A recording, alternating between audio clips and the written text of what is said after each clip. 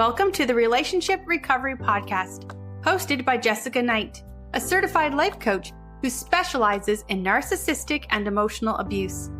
This podcast is intended to help you identify manipulative and abusive behavior, set boundaries with yourself and others, and heal the relationship with yourself so you can learn to love in a healthy way. Hello, and thank you for being here today. On today's episode, Paul Colaianni joins us to talk through some of the major themes in emotionally abusive relationships. I compiled a list of questions for us to go through that have come in from actual clients that I work with, Instagram followers that reach out asking for support, and emails that I've received over the years. The questions that I have put together really bring together a lot of the themes in emotionally abusive relationships, and hearing Paul's insight really brings together how difficult it is to process a lot of these things, and therefore how hard it is and can be at times to work through it and get on the other side. But once you start to understand the themes and accept the reality of what it is like to engage with an abusive person, it really can offer up a lot of freedom in your thinking and in the life that you can have post-abuse. I am very grateful for Paul's time and that he chose to dive so deep with us, and I know that you will enjoy this episode.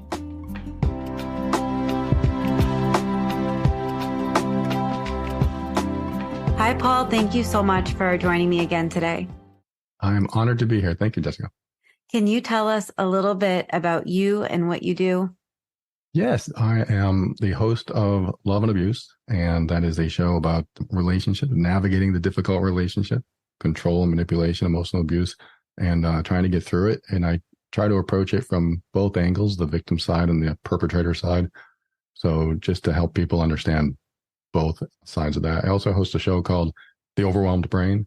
Been doing that for about 10 years, and that's all about gaining your personal power back and honoring yourself, honoring your boundaries, and dealing with toxic people, and also a lot about relationships in there as well.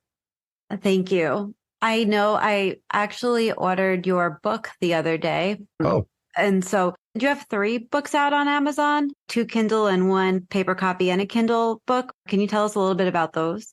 I do have 3. I never thought of it, but I do have 2 digital books that I came out with a long time ago. One's called Clear the Path to Happiness, and the other one is, I can't even remember what it is. I don't really see too many sales from those. They're really old. Yeah. I ordered The Overwhelmed Brain.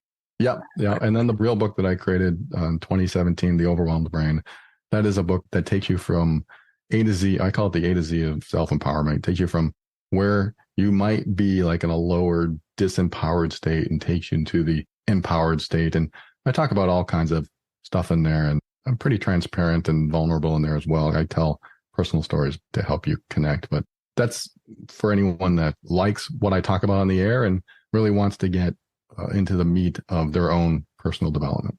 Yeah. I love having a book as a complement to, that work, and being able just to I can listen, but sometimes if I sit and read it and I start circling things, it just feels it's a little bit more. It's a different feeling too. It's a different sense of turning the pages and stuff. I get that. Yeah. Well, I think so. Today we're going to do an episode on, basically a Q&A of questions that I've received either on Instagram, questions that I've received personally on email from clients, questions that have been asked or that have been formulated through my one-on-ones with clients. But I actually I write them down too. And it just as I was talking about the book with you, it's really a way to dig our teeth into some of these things. And that's what I hope that this episode will be, is a way to just break apart some of these things and these questions that, we can hear a lot of theory and we can think about these things in our head. But I've heard a lot of your episodes on love and abuse where you answer questions. And I feel like you're really good at pulling out the themes and getting past the words that are there, but really more about what is this saying? Yeah, thank you. It's tough sometimes. People are in very complex situations and trying to get to the very crux of what's going on in their relationship or what they maybe need to do next. Because some people are seemingly impossible situations, and I get that.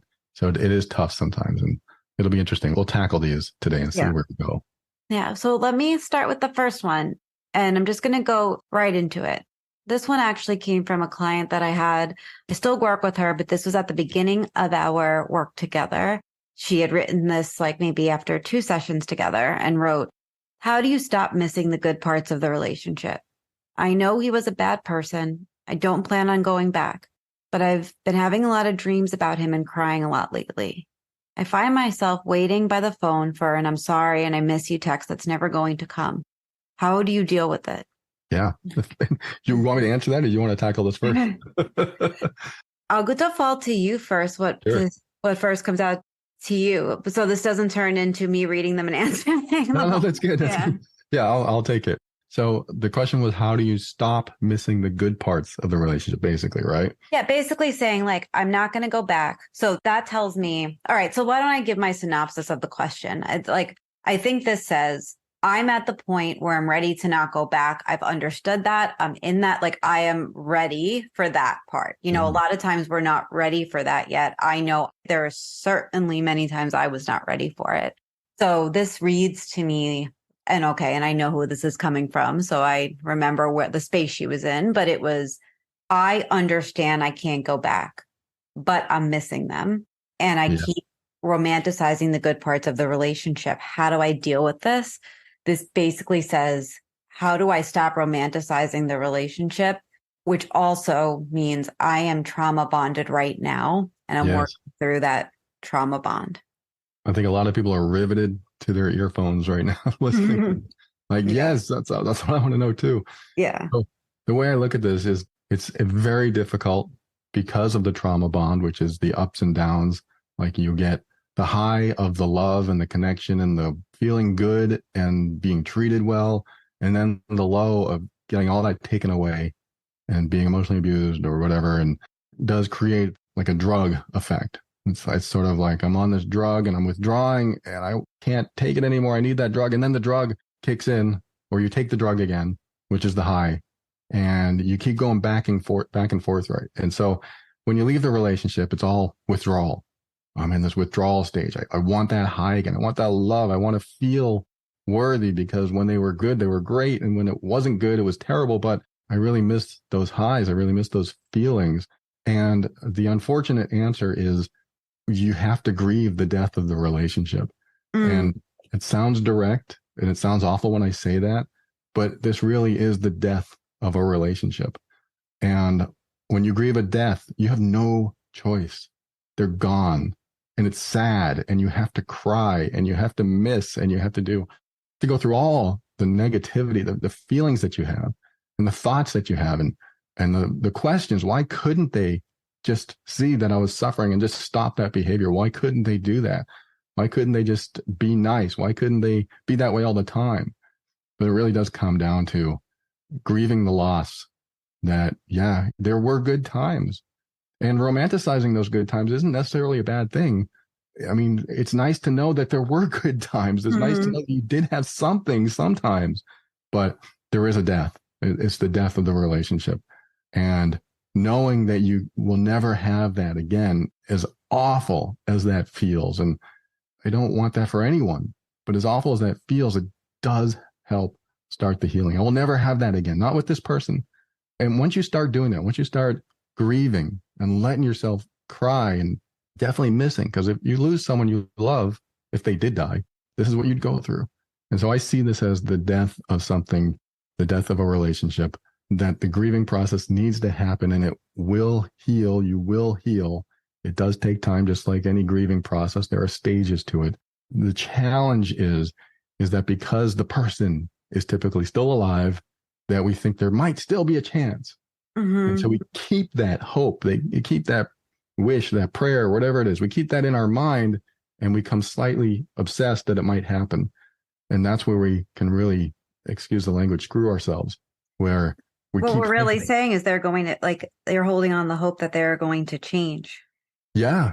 Or like she said, or your client, whatever, they said that just waiting by the phone, maybe they'll call and say, I'm sorry, and things will change. And it's so important to put in your mind that they won't, even though might not be true. They might change one day, but the changes have to be they have to be so pronounced. What is the word? They just have to be so big. The changes have to be so big. It's sort of like someone becoming enlightened and they finally say, oh my God, I realize how much I've been hurting you and you shouldn't be with me. I mean, that's an enlightened state of mind right there. You shouldn't be with me because I hurt you and I need to work on that. I now realize this. And if you get that kind of attitude or that kind of approach from somebody that has hurt you in the past, then maybe they are going through changes. They need time. They need to work on this stuff, but you're going to feel the difference. You're going to see the difference. You're going to see that, wow, they really are changing. And they're not trying to convince me to come back. And they're not trying to say, I'm sorry, I'll change. They're not doing any of that stuff. They're just a different person. So when you see that difference, then, maybe there can be a rebirth of the relationship. Maybe there can be a restart, but it has to be big and you have to feel it and see it. You'll know it when you see somebody different, like, wow, they never did that before. Now that's not the type of person they are. I look at it as, like in my program, I talk about when the emotional abuser heals, it's like they did a 180. They don't even know themselves anymore. Like that person doesn't exist anymore because they've gone through such a big change. So that's my answer in a nutshell for this person. It's very difficult because it means accepting something that will never be anymore. And that's also a good thing because you don't want to stay on that emotional drug that takes you through the highs and lows, because that means you're always withdrawing, looking for the highs. And once you get past that and the fog starts to lift and you realize, oh, I don't want that in my life anymore. I want less complexity. Then you start building better relationships. Yeah, I think what's really standing out to me from your answer, which was like, it was very so clear about what, the various stages of grief that we're going through, probably all at one time at certain times, is that you need the space to be able to think clearly. Yeah. Yeah. And being away from the toxic element. Yeah. And that's so key in healing, is being able to have it is probably the one thing we don't want, right? Like in this question, it's, thinking about missing them and waiting for that. It's I think allowing yourself to feel those feelings of not waiting for it anymore, which is that's the death. Yeah. And, the real answer here is love yourself as you want to be loved and, connect with that inner child. A lot of this stuff in psychology that we see our therapists for, that is the real answer. But going through, sometimes you just need the hard truth, and that is a very hard truth for somebody to accept, but it can and will get you past it, because there's a level of acceptance that once you choose to accept it, then the healing can really begin, even though the grieving is actually beginning as well, which is almost the same, one and the same. Right. The next question I have sort of piggybacks off of this one. And you mentioned it a little bit when you were talking through what my client in this one might have been saying to herself. Like, why doesn't he see this? Or, why doesn't he think that he messed up? This question actually came in on Instagram. A lot of people send me random questions on Instagram, and I respond to the ones that I can. But the one, as we all know, a lot of them probably have a lot of context that is missing at times. Yes. This one was very clear. It was, why don't abusers notice how they hurt you? How can abusers not realize the damage they caused you in the relationship?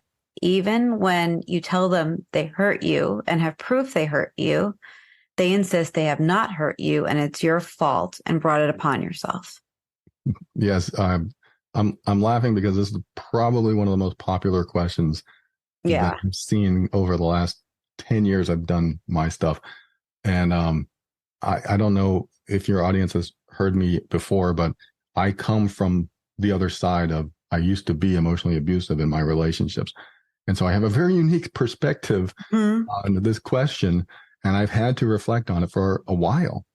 Like, you see her crying, you see her hurting. Why don't you stop? You see her hurting. And I think I created an episode on this recently, but I finally came to the conclusion after all my reflecting on this, and I believe this is 100% true for a lot of emotionally abusive people, is that they 100% believe they're right. They 100% see the other person crying and believe that they're doing it to themselves. So when I was in that space of guilting my partner, for example, like, what are you putting in your mouth? Why are you eating that junk food? I wouldn't necessarily say that. I would do it more covertly and do manipulative things and try to make them feel bad and guilty, which I'm definitely not proud of. I don't feel good about that at all, but I had to learn a lot from that time. And during that time, I thought I loved my partner. I thought I loved her only if she did what I wanted her to do. And if she did what I wanted her to do, then we'd both be happy. So why isn't she doing what I want her to do? That was my belief. Why isn't she doing it? I look at it as, or when I was like that, when I wanted her to do something, it was for the best. It was for the best for both of us. So I would see her doing something wrong, quote, wrong, and think if she only did it this way, we'd both be happy. So I honestly believed that I was correct. My thinking was correct. And that when I saw her suffer, she was doing it to herself because she wasn't doing what I told her to do. And it sounds the way I'm talking right now sounds so toxic, so backwards, so ridiculous, so but narcissistic. It's how people think, but it's absolutely how they think. That's how I thought back then. Yeah.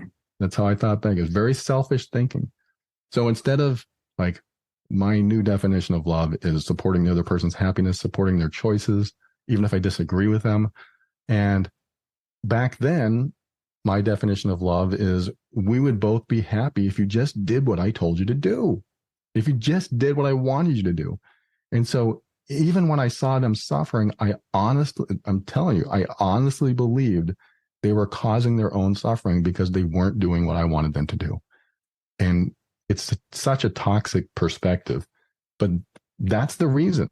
And I've seen that over and over again. And the people I work with, the emotional abusers that actually want to heal, they really they have believed that they were right. And so I went through many 2 decades of thinking that I was right and they were wrong. And if they aren't doing what I want them to do, then they're only causing their own suffering. And that's why a lot of emotionally abusive people will not change, because they believe the other person's causing their own suffering. As toxic and backwards as that sounds. But that's where I was. And I believe that's where most emotionally abusive people are, because they think they are giving the other person love. They think they're treating them right, but they also think they're right. When the other person's crying, not my fault, it's their fault. Why don't you just do what I told you to do? Why don't you just be this way? So you're causing your own suffering. That was my attitude back then. Yeah. And just to piggyback off what you said at the beginning about, this was you. You're very clear about that on your podcast, but also we did an episode about how an abusive person can learn to love healthy. And you talk so much about your story on that episode. I will make sure that it's in the show notes so people can go and listen to it and hear more about your journey. But in that episode, what I took away from it was how hard the inner work was and deep to begin to change your patterns and the way that you saw the world, right? Like, it's almost like every thought had to be questioned. I was a different person. Yeah. Yeah. Yeah. And that took a significant amount of work. And also, I think, people can hear today how sincere you are and like how much that all of that mattered to you to work through it and to become somebody that you are proud of. And a lot of people they don't do that work, and it does take a unique person. And I think a lot of commitment to be able to say, I'm not happy with how I'm showing up and I'm going to change it. Yeah. I think the biggest challenge for me was, this is really comes down to letting go of your attachment to being right. I was so attached to my righteousness. I was so attached and getting what I wanted. There was it was all selfish.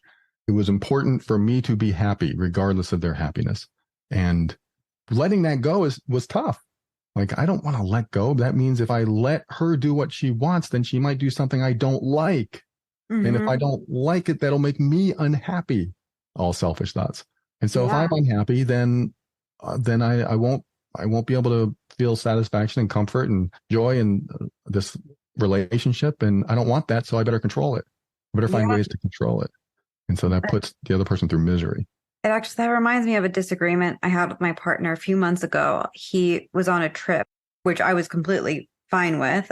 He went to Austin to get a tattoo. He was having his own, like, a great time. I said something about, like, I've traveled alone with my daughter for so many years at this point, especially being a single parent. Like, that's what our thing is. We travel and go on these little trips together. And she has so many passport stamps, and like, it makes me feel really proud.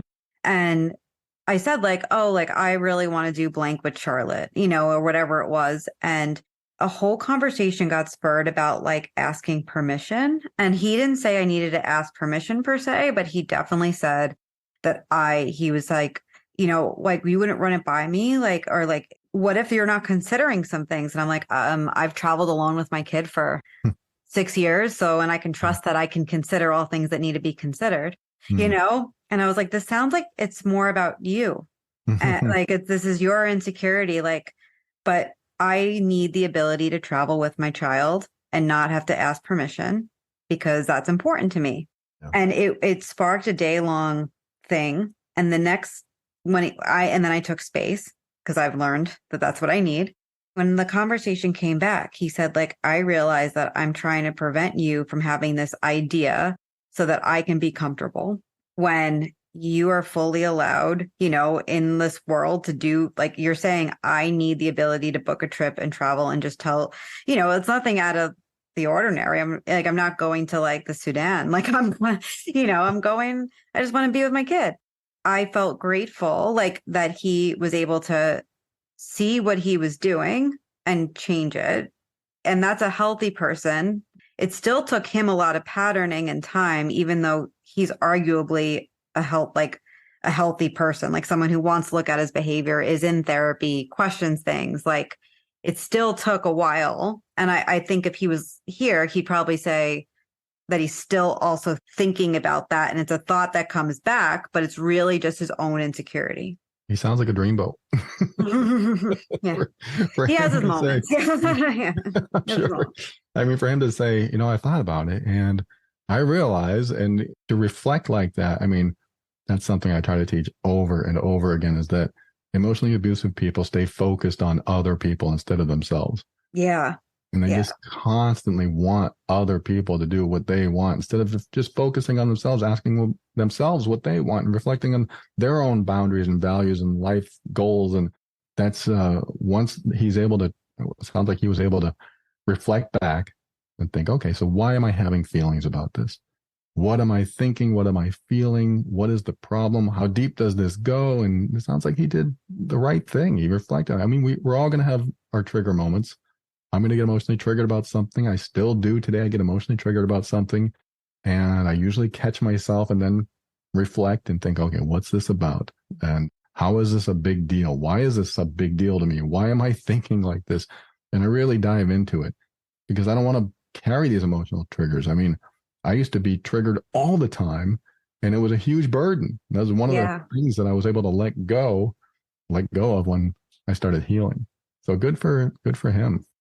Yeah. Yeah. And like I said, like, I don't want people to think that, like, it's just butterflies and rainbows all the time. But like, I think that because I've healed from an emotionally abusive relationship of 3, and I also grew up in abuse, that I've learned that I need to have some boundaries of what's important to me and not fall into, I know what happens when I fall into what somebody wants for me, especially if this is what I'm saying, like, I need, and to listen to myself, like to actually listen to myself and what I need and what I want and what's, what I value. And speak up. You did. Yeah. Yeah. Yeah. There was a very visceral reaction, actually. I remember it, like, very vividly. It was my body was just like, no, like, nope, we're not doing this. Like, you're not asking for something big. That's great. I thought you were going to tell me it was a PTSD response of, like, fear or something, but you jumped right into, like, a boundary. No, that's not happening. Yeah, well, if I felt the PTSD response inside, but what came out of my mouth was a boundary. And when I couldn't communicate it, I took space. Like I said, I'm not well. I can't continue this conversation. I'm very triggered. Like, I used some of that languaging that then gave me enough space to ask myself what was going on. And then I got to no, I'm not, no. like I said, like we're talking about what, 2 weekends a year or 1 week out of a year when I'm doing something like with my kid. No, like this is a no, and It's a, then it's a it went, trust issue too, right? yeah, For him to say, you are a good parent and will take care of your daughter, or is it his daughter too, or no, it's just mine. even your daughter. So you are a good parent. You'll take care of your daughter. And if you run into an issue, you'll figure it out. And Exactly. Because you have for the 5 years you were traveling before you met me, right, right. Yeah. Yeah, that's great. I'm glad to hear that turned around and went in the direction it did. Yeah. Yeah, absolutely. And he does feel like it was a moment for him where he was able to say or start to question some of that, like the whatever patterning that he had around like the roles that we play in relationships. Oh, great. He's doing the work. That's good. We did have a question about boundaries, so it's probably good to go to that one now. And so this one came in on Instagram as well, and I did answer them, but I am curious to hear what you think. So this is a little bit of a longer one, but I think that she framed it really well. Hmm. She says, "Does intent matter when it comes to setting boundaries? I am far into the concept of boundaries, and I'm not sure if I'm approaching it in the right way. When I talk about it, it feels like boundaries are for you, not other people." Which makes sense because I am not trying to control him or give him ultimatums. But when I set a boundary, it's to prove a point in some way, like to show that I will not tolerate people behaving a certain way. It's not really because I actually feel like I shouldn't stay in the situation, but because I'm trying to be the person who doesn't stay in situations like this. Am I overanalyzing this? And so I would say you're not overanalyzing it, but you are really questioning your belief around what a boundary is. And boundaries in the context of an abusive relationship are not the same boundaries that we set with people that are in our life that are healthy, that we want to keep in our life, or that we want to show up for well, or like in my example around like, I'm not going to respond to you. Well, I need to take some space and figure out what's going on with me, and then I'll respond to you. It's like, I want to keep you in my life. So let me set a boundary around not just responding because you want me to in this moment. Like in this question, what I think, well, and what I read when I read it and then responded to them was they're trying to understand what boundaries are in their life and that they don't really have them to start. So it's going to feel foreign and out of control at the beginning, regardless.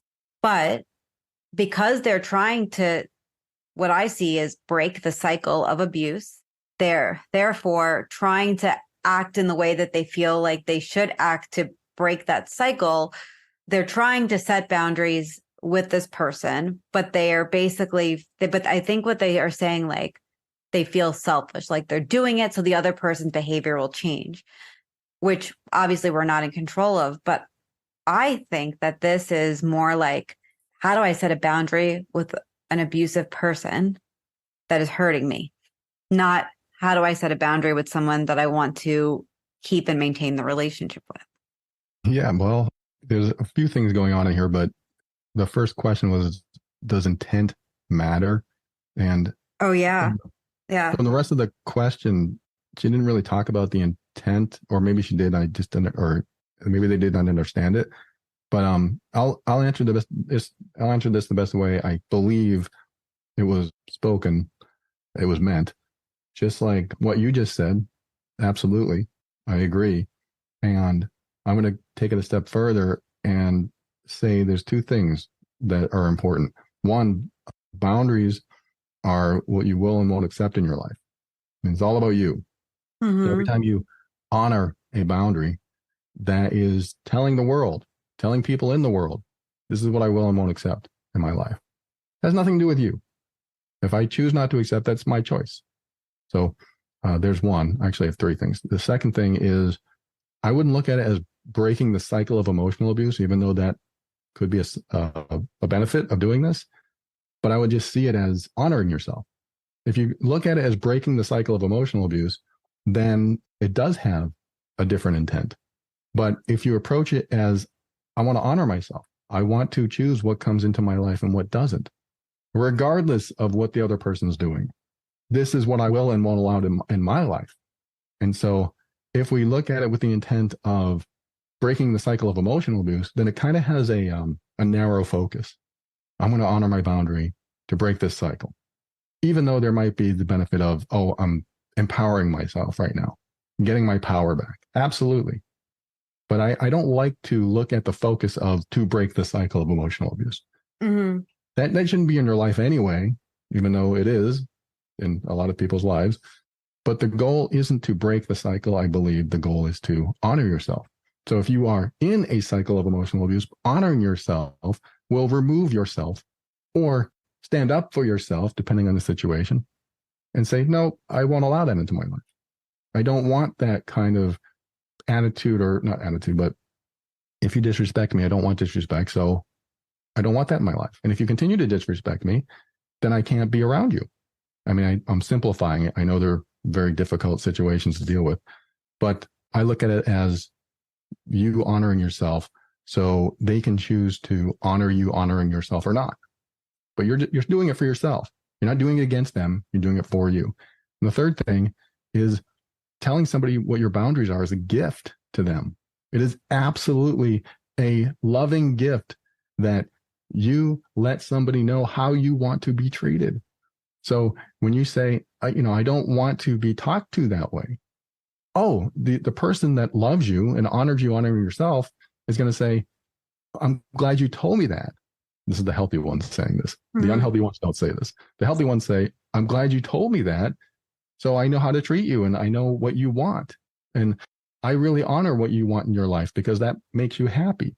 So when you say, this is my boundary, not in those words, but when you say something that honors yourself, the people who love you and care about you and support you are going to say, oh, that's what I want for you. And that's a gift you give to that person so they know how to treat you. If you don't give them that gift, then they treat you any way they believe they should treat you. Now, I think the underlying message here from what this person wrote is that I'm in an emotionally abusive situation and I need boundaries so I no longer get emotionally abused. Mm-hmm. Pretty sure that's the bigger picture in this message. And I think it really does come down to letting, like she said, they see me hurting, so I need to let them know. I think she said that, or he said that. So I want to express this boundary. I think it's important to ask the question. I've asked this question on my show before. Ask the question, do you realize what you're doing is hurtful to me? Do you realize what you just did hurts me? Do you realize that? I think it's a very basic, easy question because maybe they don't know, or maybe they do know and they don't care. Mm-hmm. But either way, you're giving them an opportunity. You're giving them the gift to answer this question, to reflect upon it. Do you realize what you're doing is hurting me? And then they can say, well, they might turn it back. I'm not hurting you. I might invalidate that. And then you can say, well, I just want to let you know it does hurt me. Well, you're not hurt. They're going to minimize, they're going to validate. Well, if you can't believe that I'm hurt, then there's nothing I can do about it. But I'm telling you right now, whether you believe it or not, what you're doing is hurting me. In fact, when you invalidate my experience, it hurts me. When you say that I'm not hurting when I feel hurt inside, it hurts me. And I know some of these conversations won't take place because it turns into a big argument or it becomes a dangerous situation. You have to pick your battles wisely.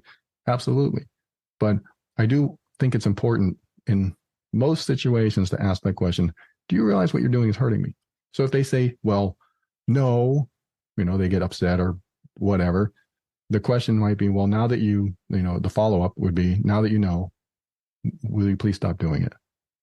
And that would be a good follow-up because now they know they're hurting you, whether they believe it or not, but you feel hurt. Now they know they're hurting you. So if they continue to do the same behavior, they know they're doing it and they know that you're hurting.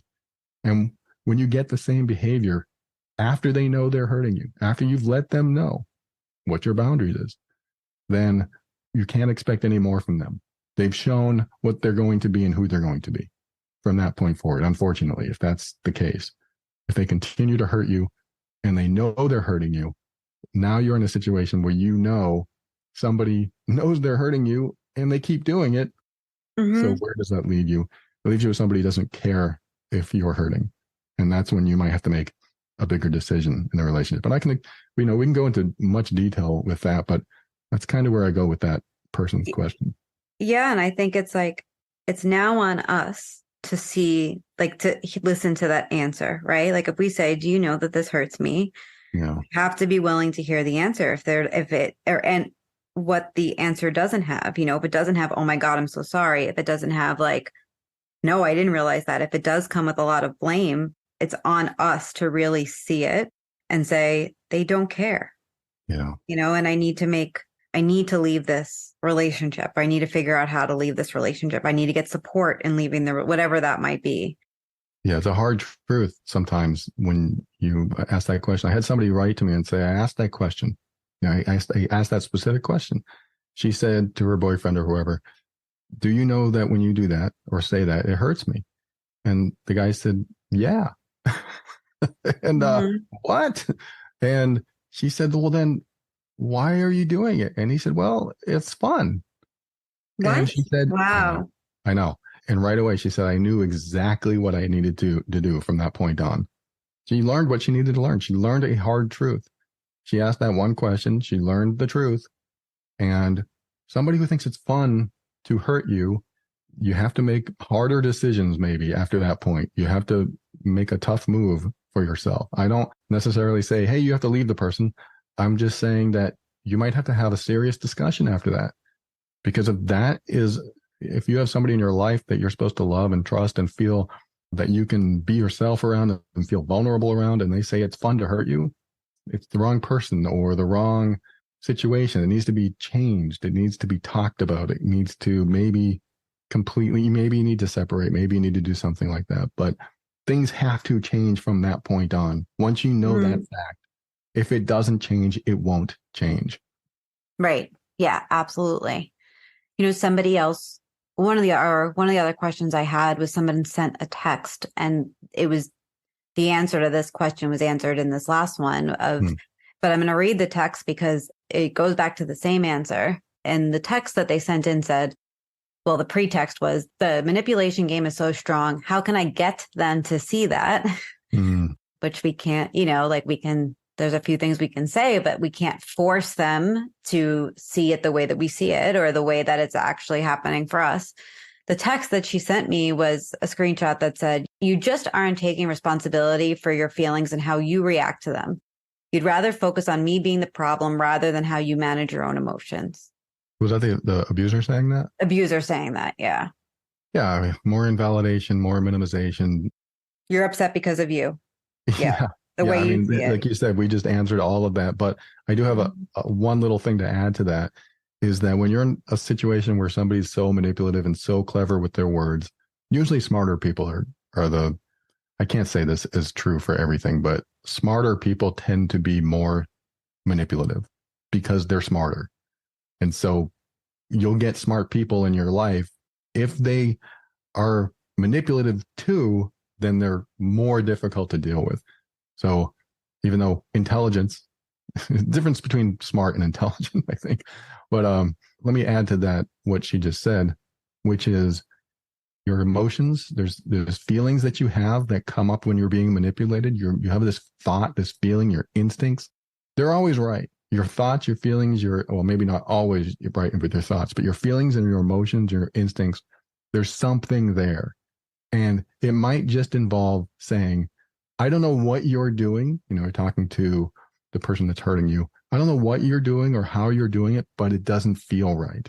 And there's nothing wrong with saying that. It doesn't feel right. And if they say, well, that's too bad it doesn't feel right. And you could say, that doesn't even feel right. It doesn't feel loving. It doesn't feel supportive.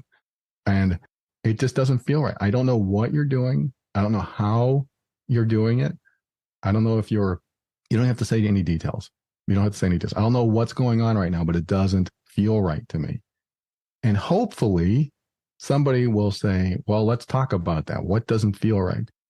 And then you can talk about it. Or they know, the perpetrator doesn't know, the perpetrator knows that it doesn't feel right, but they don't care because they have an agenda.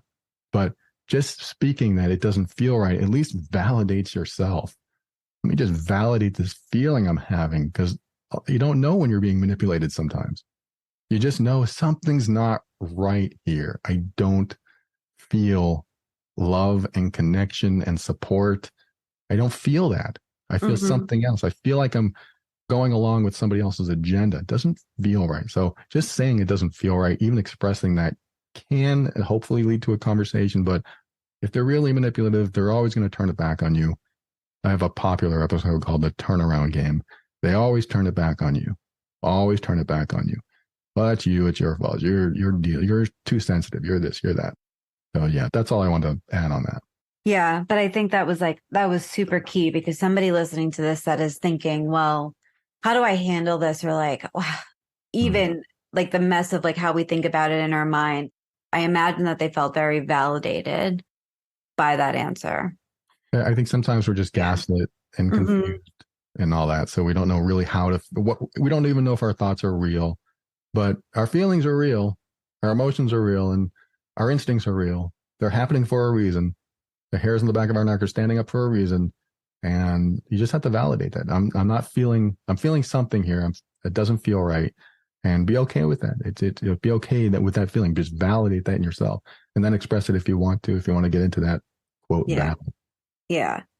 I know we're short on time, but the last question I have actually really does piggyback off of this, which is, it's just interesting. It's like, it just shows how all these things go together, because when I was pulled together these questions, I just wasn't thinking about if they go together or not, because we've done a few podcasts before. I know you can handle, whatever gets thrown your way.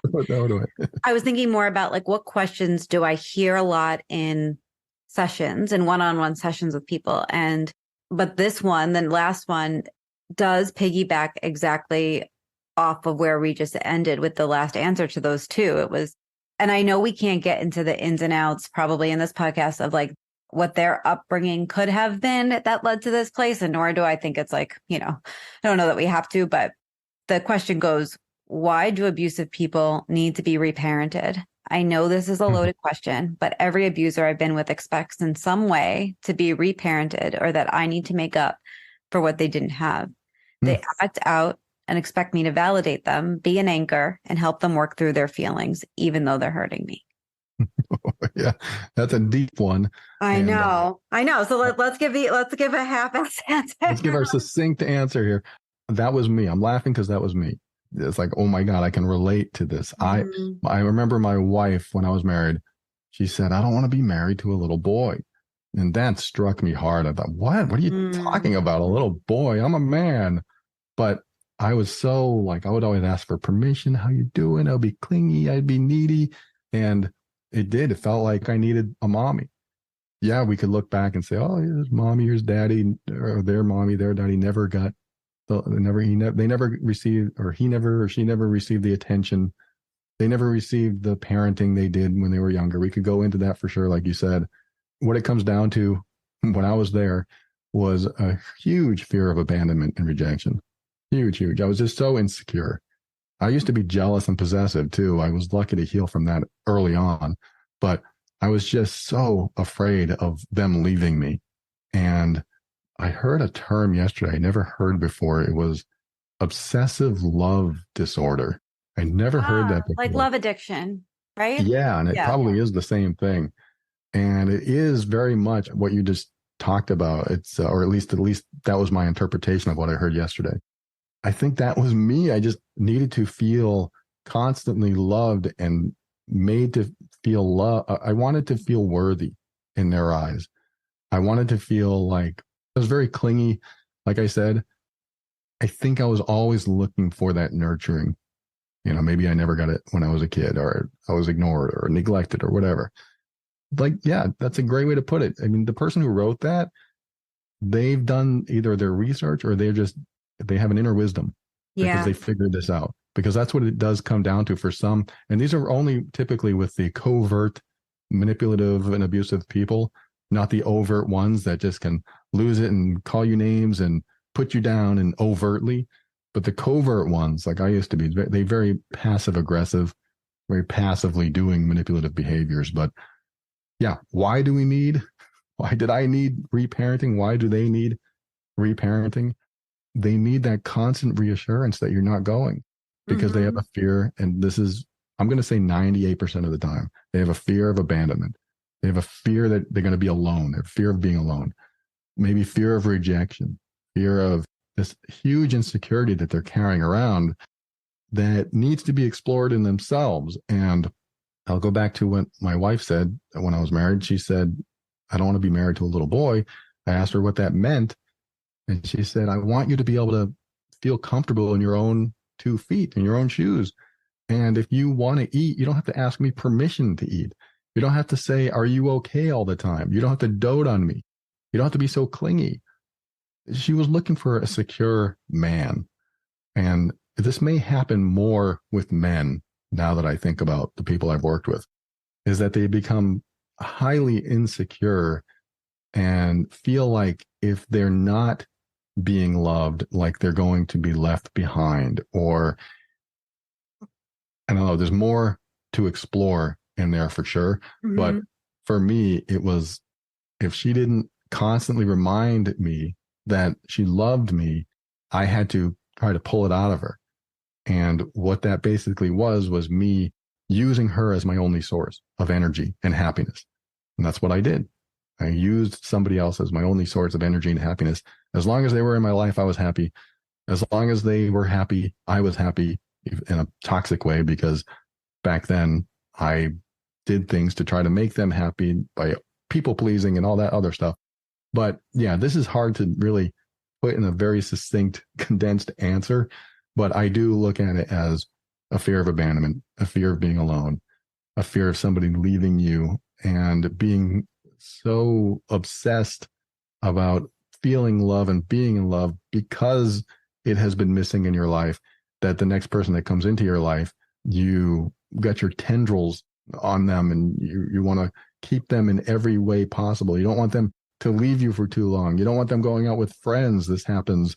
You get jealous and all that stuff. And what it took for me to finally break that was realizing the person I was with chose to be with me and continues to choose to be with me. And it does come down to trust, that I have to trust that she wants to be with me without having to get that reinforced over and over and over again. And just really quick, the idea that emotionally abusive people keep a tight grip on the person they're with really pushes them away, as opposed to letting them free to be themselves, which draws them closer. And it's the opposite of what happens. The closer I tried to pull my partners toward me, the farther away they wanted to get. And it's just the opposite. I teach so many of the opposite things in my programs that they don't realize. The emotionally abusive person doesn't realize that the tighter the grip, the farther away they want to get, the bigger the rift you create.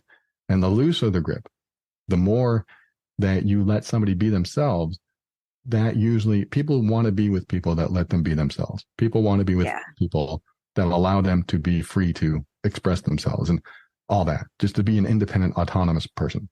So when that happens in a relationship, it usually strengthens the bond.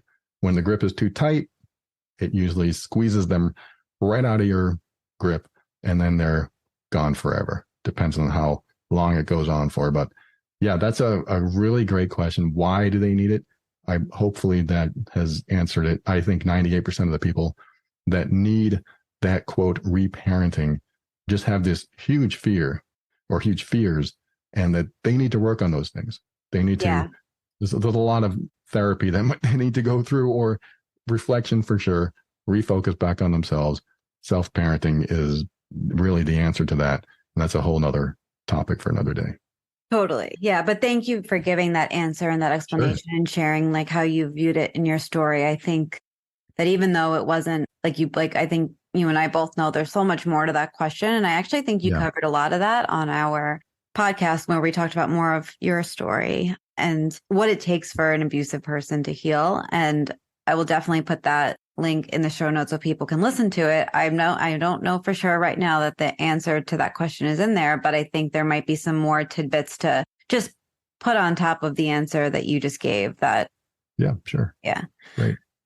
Thank you so much for joining me again, Paul. I always love having these podcasts with you because it feels more like a conversation with a friend a lot of the time. But we also hit on all these deep topics. People always tell me how helpful they are. So that's great. I love these Q&As. I think the questions are the most important aspect because that's what people have. They have questions. How do I deal with this? How do I work through it? So I'm open for next time. Thank you for having me. Awesome. Thank you. Before we end, can you just tell people how to find you? Sure. You can go to loveandabuse.com for the Love and Abuse podcast. And you'll also see a link to the Healed Being program over there. If you have a person in your life that actually wants to heal, I have an episode in Love and Abuse that you might want to listen to. Should I share stuff that helps the emotional abuser? You might want to listen to that first before you share something that with somebody that may not want to heal or may not think they need to heal. But that's in there too. It's called Healed Being. And of course, my other website, The Overwhelmed Brain, or a podcast all about building you or rebuilding you, empowering yourself, emotional intelligence, and getting through all life's challenges. Awesome. Well, thank you so much. I know you'll be back. And thank you again for your time today. I appreciate you, Jessica. Thank you.